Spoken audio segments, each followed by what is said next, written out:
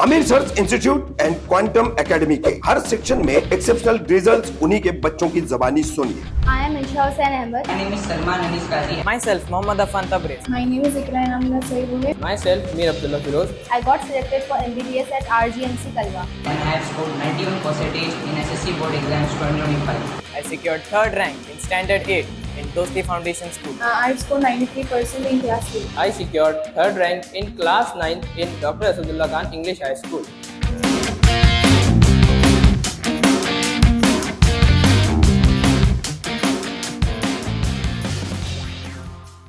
सुरक्षा की मांग को लेकर ईसाई समुदाय के लोगों ने सड़क पर किया आंदोलन।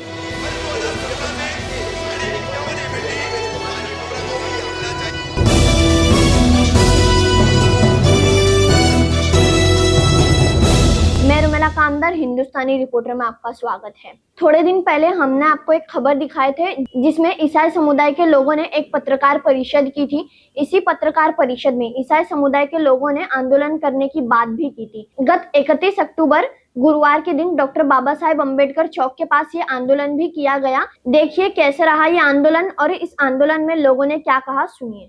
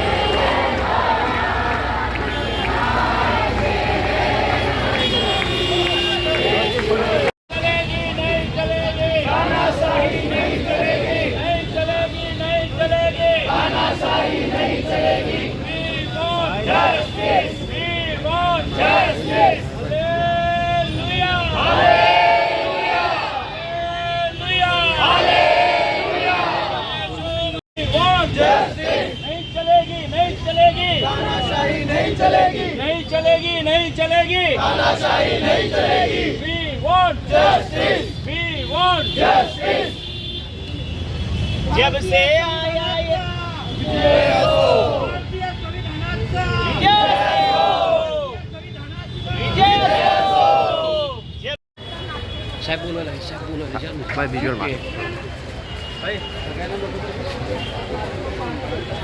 भाई तो नहीं कोई आईडी था ना, नहीं पहनते, कहीं भी नहीं पहनते।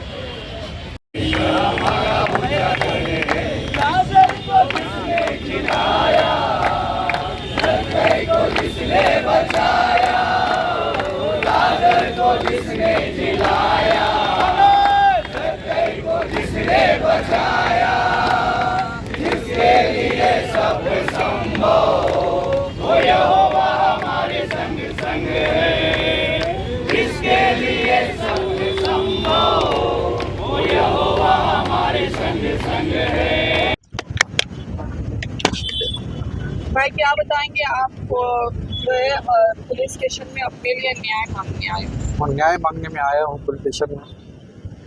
तो जो है पॉलिटिशियन न्याय करना चाहिए हमारा और उन लोगों को पकड़ना चाहिए क्योंकि हमने कोई गलती नहीं किया। हमने वहाँ पर हम लोग गए थे, प्रार्थना किया और प्रार्थना करके हम लोग बाहर निकले। मैं बाहर निकला तो लोग मारपीट करने लगे और गुंडागर्दी करने लगे, मुझे बोलने लगे तो धर्म परिवर्तन करता है, ये करता है, वो करता है और हुक्कों से लातों से मारने लगे।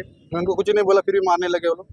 तो उनको इसलिए मैं चाहता हूँ कि न्याय हो, उन लोग पकड़े जाए, यही मेरी मांग है। पुलिस कह रही है कि आप भागते समय गिरे, उस वक्त आप भागते समय गिरा नहीं है मैं। ये भी कहना है कि पुलिस का कि जो है आपके हाथ में फ्रैक्चर नहीं है, तो आप बताएंगे फ्रैक्चर हुआ है, यहाँ पर पूरा फ्रैक्चर हुआ है और उन्होंने मुझे गिराया, मुझे मैं भाग रहा था, उन्होंने मिल जाएगा।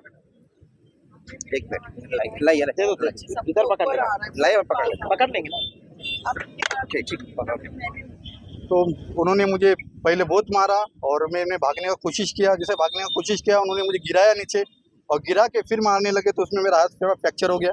20-25 लोग थे और सुन रहे नहीं थे, मैं बता रहा था उनको, सुन रहे नहीं थे और बहुत मार रहे थे, लातों से मार रहे थे, हाथों से मार रहे थे, बुक्के मार रहे थे और नीचे गिरा के ऐसे मार रहे थे और पूरा मेरा बॉडी को पूरा पैर हाथ पूरा दुख रहा था मेरा, पूरा ये पूरा फ्रैक्चर हो गया, चलने को नहीं हो रहा था मुझे इतना। जब आपके साथ मारपीट हुई तो आप अकेले थे या आपके साथ में कोई और अकेला था, मैं अकेला था। बताया जाता रुपेश जनार्दन भगत वो किसके साथ था? वो छुड़ाने के लिए आए मुझे, तो उनको भी जो सुन रहे नहीं थे, उनको हकल रहे थे साइड में और उनको साइड में करके मुझे ही मार रहे थे। मेरे सामने आए थे कि जो भगत साहब है उन्होंने पहले गाली गलौज किया, फिर आसपास के 20-25 लोग आ गए, फिर भगदड़ मची। जब आप भगदड़ मची तो आप गिर गए फिसल कर, आपका गाली गलौज किया नहीं, उन्होंने गाली गलौज किया मुझे। मैं उधर खड़ा था और उन्होंने मुझे गाली गलौज किया, पूछा मुझे क्या कर रहा है तू इधर, क्या काय के लिए आया तू? तो मैंने बोला प्रार्थना के लिए मैं आया था, हमारी सिस्टर है इनके घर में प्रार्थना के लिए मैं आया था। तो उन्होंने पूछा क्यों आया तू, इधर आने का नहीं, और बोला तू धर्म बदली करता है, तू धर्म चेंज करता है। मैं धर्म चेंज नहीं करता है, प्रभु यीशु जीवन बदली करता है, धर्म चेंज नहीं करता है, ऐसा बोला उनको। मैं सुनने को तैयार नहीं, गाली देने लगे, मारने लगे, पीटने लगे, नीचे गिराया। वो भगत जो है वो छुड़ाने के लिए मुझे आया, उसका भी नहीं सुन रहे थे, उसको भी मार रहे थे, उसको साइड में कर रहे थे और पूरा खून से नाक से खून आ रहा था, मुँह से खून आ रहा था। ऐसा भी बताया जा रहा है कि वो हैंडीकेप जो लड़का है आपने उसको रोक के कहा था क्या कि आपका अगर यीशु मसीह को मानेंगे तो आपका पैर ठीक हो जाएगा? मैं ऐसा बोला नहीं था, वो खुद वो लोग लेके आए उसको मेरे सामने, मुझे मारे पहले और लेके आए, बोला इसको ठीक कर, बोला तेरे यीशु इसको ठीक कर सकता है क्या? तो मैंने बोला मैं ठीक नहीं कर सकता, प्रभु यीशु ठीक करेगा उसको, अगर तू प्रभु यीशु के ऊपर विश्वास करेगा प्रभु यीशु ठीक करेगा, मैं नहीं ठीक करेगा उसको, ऐसा बोला। वो पहले खुद लेके आए मेरे पास, उनको मार के उनको लेके आए, उनको ठीक कर बोला। ठीक है, ओके, थैंक यू। थोड़ा वीडियो के यीशु भाई आज का जो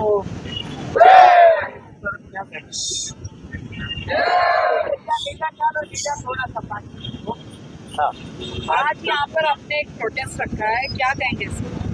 देखिए, पिछले कुछ दिनों से जोन 1 मुमरा, कलवा, दीवा, डायगर, सील इस विभाग में क्रिश्चियन समाज के लोगों के ऊपर कहीं ना कहीं अत्याचार बढ़ा है, जिसके विषय में हम बार बार पुलिस प्रशासन को बता रहे हैं। मुमरा चौकी, डायगर चौकी या संबंधित जो भी विभाग हैं उनको हम बता रहे हैं, लेकिन अब तक लगभग कई महीने बीतने के बाद में भी कोई कार्रवाई ना होने पर क्रिश्चियन समाज के अंदर एक आक्रोश है। आज कुछ संख्या में क्रिश्चियन समाज के लोग यहाँ पर मुमरा पुलिस चौकी में आकर निवेदन देने के लिए आए हैं।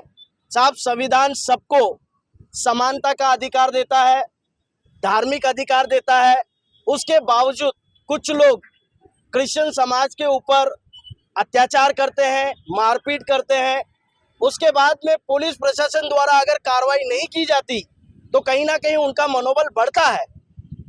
पिछली 17 तारीख को हमारे एक भाई है अलाट, जो यहाँ पर खड़े हुए हैं, ये दीवा वेस्ट में अपने किसी पहचान वाले के पास में प्रार्थना कर कर घर से बाहर निकल रहे थे।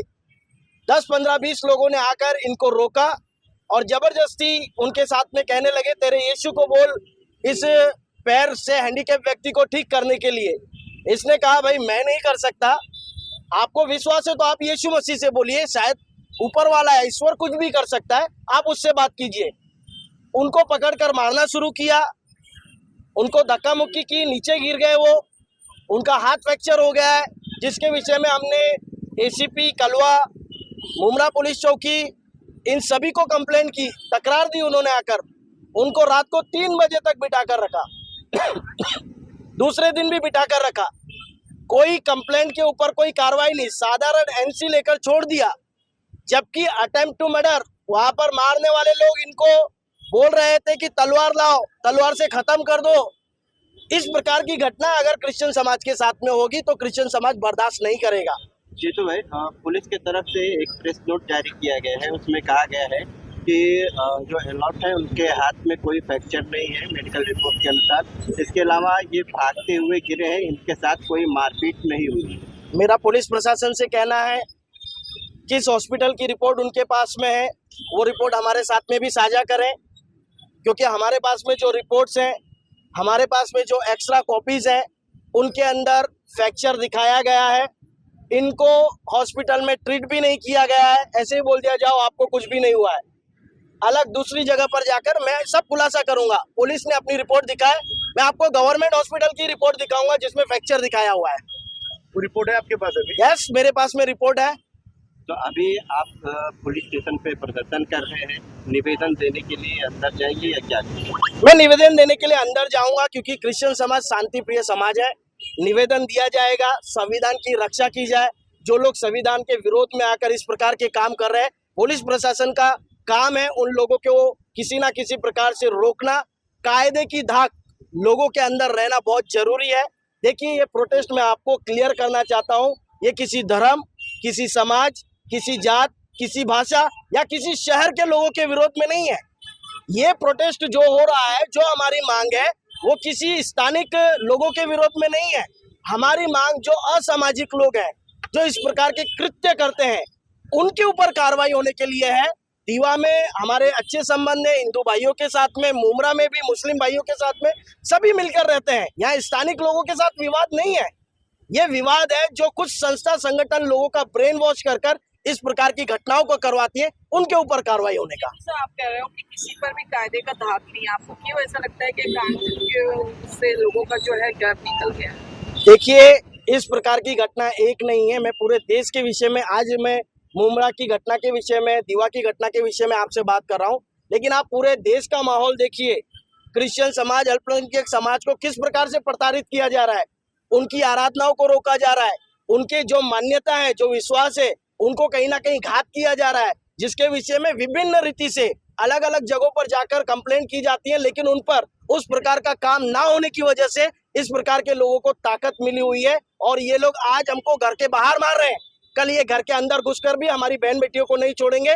ऐसी सिचुएशन आने वाले दिनों में हो जाएगी अगर पुलिस प्रशासन कार्रवाई नहीं करेगा तो। जब पर सीनियर से मिलते हैं और निवेदन देते हैं, अगर इसके बावजूद भी आपके साथ न्याय नहीं हुआ तो आप क्या कदम उठाओगे? देखिए, अगर देश में कानून है और पुलिस इस संविधान को, जो डॉक्टर बाबा साहेब अम्बेडकर ने लिखा है, इस संविधान को मानने वाली पुलिस है, तो जरूर इनके विरोध में कार्रवाई होगी।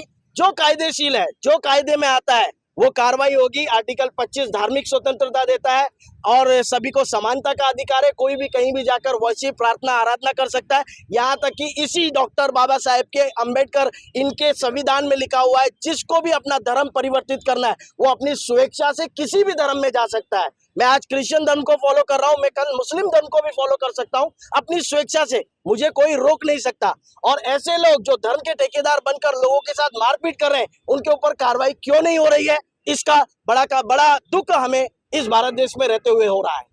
आपकी पुलिस से मांगे FIR दर्ज करें? बिल्कुल FIR दर्ज होना चाहिए और बाकी के जो 2-3 घटनाएं जिनमें धमकी दी गई है, रास्ते बंद किए गए, उनके ऊपर भी कार्रवाई होना चाहिए। अन्यथा यह आंदोलन आगे बढ़ेगा और आगे बढ़कर इसको हम ऊपर तक लेकर जाने की पूरी कोशिश करेंगे। भाई थोड़ा है ना, आप ऐसे